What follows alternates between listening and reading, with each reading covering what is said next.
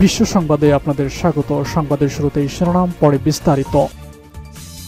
শুরুতে জানিয়ে দেব, যে কোনো ইসরায়েলি হামলা মোকাবেলায় প্রস্তুত রয়েছে সেনাবাহিনী, বলছে ইরান। জানিয়ে দেব, ইসরায়েলি জাহাজ প্রতিশোধমূলক পদক্ষেপ হিসেবে আটক করা হয়েছে, বলছে ডেপুটি কমান্ডার।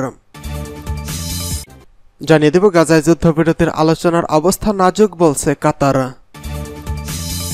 জানিয়ে দেব, অপারেশনাল ট্রু প্রমিস ইসরায়েলের জন্য কৌশলগত পরাজয় ডেকে এনেছে, বলছে প্রেসিডেন্ট রাইসি।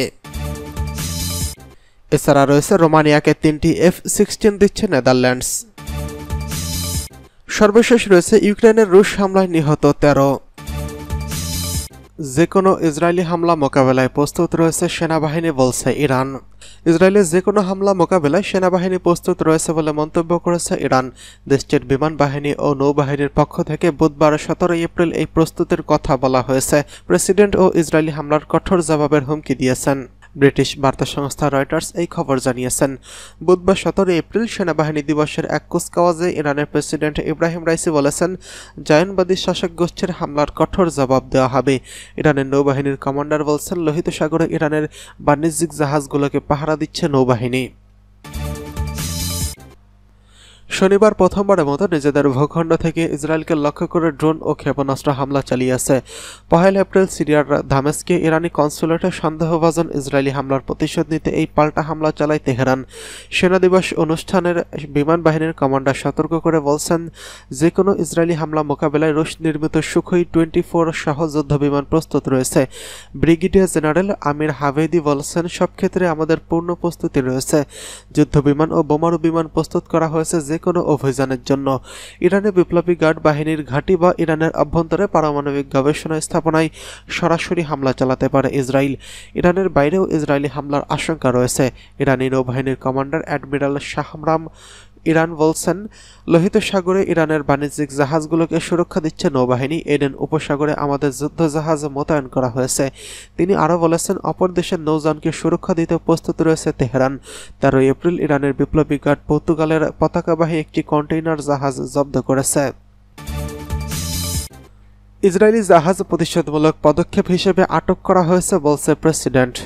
ইসলামী প্রজাতন্ত্র ইরানের আইন বিষয়ক ডেপুটি প্রেসিডেন্ট মোহাম্মদ দেহেকান বলছেন, সম্প্রতি ওমান সাগর থেকে ইহুদিবাদী ইসরায়েলের মালিকানাধীন যে জাহাজটি আটক করা হয়েছে তা প্রতিশোধমূলক পদক্ষেপের অংশ হিসেবেই করা হয়েছে। আজ বুধবার ইরানের মন্ত্রিসভার বৈঠকে অবকাশে তিনি সাংবাদিকদের এসব কথা বলেন। গত কয়েকদিন আগে ইরানের ইসলামী বিপ্লবী গার্ড বাহিনী বা IRGCর স্পেশাল নেভাল ফোর্স ইসরায়েলি মালিকানাধীন MSC আরিয়াস নামে একটি কার্গো জাহাজ আটক করে এবং ইরানের পানীয় সীমায় নিয়ে যায়। ইসরায়েল এবং আমেরিকার বিরুদ্ধে প্রতিশোধমূলক পদক্ষেপ হিসেবে এই কাজ করা হয়েছে বলে মোহাম্মদ দেহেকান জানান। তিনি বলেন, দখলদার ইসরায়েল সরকারের বিভিন্ন কার্যক্রম ইরানকে এই পদক্ষেপ নিতে বাধ্য করেছে। ডেপুটি প্রেসিডেন্ট আরও জানান, ইসরায়েল ইরানি কনসুলেটে যে হামলা চালিয়েছে তার বিরুদ্ধে কোনো আইনগত পদক্ষেপ নেওয়া ভাবছে না বলে তেহরান জানিয়েছেন। গত 1 এপ্রিল ইহুদিবাদী ইসরায়েলকে দামেস্কে ইরানি কনসুলেট ভবনে হামলা চালিয়েছে। এদিকে গাজায় যুদ্ধবিরতির আলোচনার অবস্থান নাজুক, বলছে কাতার। যুদ্ধবিরতির এবং জিম্মি মুক্তির আলোচনার অবস্থান নাজুক পর্যায়ে রয়েছে। বুধবার 17 এপ্রিল যুদ্ধবিরতির বর্তমান আলোচনার অবস্থা জানিয়েছেন কাতারের প্রধানমন্ত্রী ও পররাষ্ট্রমন্ত্রী Sheikh Mohammed bin Abdul Rahman Al Thani. British বার্তা সংস্থা রয়টার্স এই খবর জানিয়েছেন। গাজায় যুদ্ধবিরতির বিষয়ে বিস্তারিত কোনো কিছু না জানিয়ে কাতারের পররাষ্ট্রমন্ত্রী শেখ মোহাম্মদ বিন আব্দুর রহমান আল থানি জানিয়েছেন, যতটা সম্ভব যুদ্ধবিরতির আলোচনা বাধা দূর করার চেষ্টা করছি। ফিলিস্তিনি ইসলামী দল হামাস এবং ইসরায়েলে অধিকৃত পশ্চিম তীরে ফিলিস্তিনিদের উপর ইসরায়েলি আগ্রাসনের নিন্দা জানিয়ে কাতারের প্রধানমন্ত্রী বলেন, ইসরায়েলি সম্মিলিতভাবে সবাইকে শাস্তি দেওয়ার নীতি অনুসরণ করছেন। কাতার ও মিশরের মধ্যস্থতায় যুদ্ধবিরতির আলোচনা অব্যাহত রয়েছে, কারণ গাজায় ফিলিস্তিনিদের খাদ্য, ঔষধ ও হাসপাতালে চিকিৎসা সরঞ্জামের ঘাটতি রয়েছে। গত 7 অক্টোবর হামাসের হামলার পর থেকে গাজায় ইসরায়েলি আগ্রাসন অব্যাহত রয়েছে। ইসরায়েলের দেওয়া তথ্য মতে হামাসের হামলায় 1200 ইসরায়েলি নিহত হয়েছেন, আর হামাসের হাতে জিম্মি রয়েছেন 253 জন। অপরদিকে ফিলিস্তিনের স্বাস্থ্য মন্ত্রণালয় জানিয়েছে, ইসরায়েলি বিমান হামলা এবং স্থল অভিযানে এখন পর্যন্ত 34,000 ফিলিস্তিনি নিহত হয়েছেন। অপারেশন ট্রু প্রমিস ইসরায়েলের জন্য কৌশলগত পরাজয় ডেকে এনেছে প্রেসিডেন্ট রাইসির মন্তব্য। ইসলামী প্রজাতন্ত্র ইরানের প্রেসিডেন্ট সৈয়দ ইব্রাহিম রাইসি বলছেন, ইহুদিবাদী ইসরায়েলের বিরুদ্ধে ইসলামী বিপ্লবী গার্ড বাহিনী বা আইআরজিসি যে প্রতিশোধমূলক হামলা চালিয়েছে তার মাধ্যমে দখলদারদের জন্য শুধু কৌশলগত পরাজয়ই হয়নি, বরং তেল আবিবের জন্য বিপর্যয় ডেকে এনেছে। এতে আঞ্চলিক যেসব দেশ ইসরায়েলের সঙ্গে কূটনৈতিক সম্পর্ক প্রতিষ্ঠা করতে চেয়েছিল তারা নিরুৎসাহিত হবে। প্রেসিডেন্ট রাইসি বলেন, ইহুদিবাদী ইসরায়েলের পরাজয় ছিল গোয়েন্দা, নিরাপত্তা ও সামরিক দিক দিয়ে, তবে সর্বোপরি এই হামলা ছিল তাদের জন্য কৌশলগত বিপর্যয়। কিছু দেশ ইসরায়েলের সঙ্গে সম্পর্ক স্বাভাবিক করতে চেয়েছিল, কিন্তু তারা নিজেরাই এখন নিজেদের জনগণের দৃষ্টিতে অপমানিত। এটা ইসরায়েলের জন্য কৌশলগত ব্যর্থতা। আজ বুধবার ইরানের জাতীয় সশস্ত্র বাহিনী দিবস উপলক্ষে আয়োজিত এক অনুষ্ঠানে এসব কথা বলেছেন প্রেসিডেন্ট রাইসি। দিবসটি উপলক্ষে ইরানের সশস্ত্র বাহিনীর বিভিন্ন শাখায় সামরিক কুচকাওয়াজ এবং অস্ত্র প্রদর্শনীর আয়োজন করেন। প্রেসিডেন্ট রাইসি বলেন, আমাদের সশস্ত্র বাহিনী পুরো অঞ্চলের নিরাপত্তা, শাস্তি এবং সার্বভৌমত্ব নিশ্চিত করেছেন যে তারা সম্পূর্ণভাবে নির্ভরযোগ্য। তিনি বিদেশি শক্তির উপর নির্ভর না করে নিজেদের সক্ষমতার উপর নির্ভর করার জন্য আঞ্চলিক ও মুসলিম দেশগুলোর প্রতি আহ্বান জানান। তিনি বলেন, ইরান অপারেশনাল ট্রু প্রমিসের মাধ্যমে ইসরায়েলের অপরাজেয় থাকার মিথ ভেঙে দিয়েছে এবং প্রমাণ করেছে দখলদার এই শক্তি মাকড়সার জালের মতো। এদিকে রোমানিয়াকে 3টি F-16 দিচ্ছে নেদারল্যান্ডস। ইউক্রেনের পাইলটদের প্রশিক্ষণে রোমানিয়ার প্রশিক্ষণ কেন্দ্রটি আরও 3টি F-16 যুদ্ধবিমান হস্তান্তর করবে নেদারল্যান্ডস। বুধবার 17 এপ্রিল ওই যুদ্ধবিমানগুলো হস্তান্তর করা হবে। ওই প্রশিক্ষণ কেন্দ্রে ইউক্রেনের পাইলট ও ক্রুদের বিমান চালনা এবং রক্ষণাবেক্ষণের কাজে শেখানো হচ্ছে। ব্রিটিশ বার্তা সংস্থা রয়টার্স এই খবর জানিয়েছেন।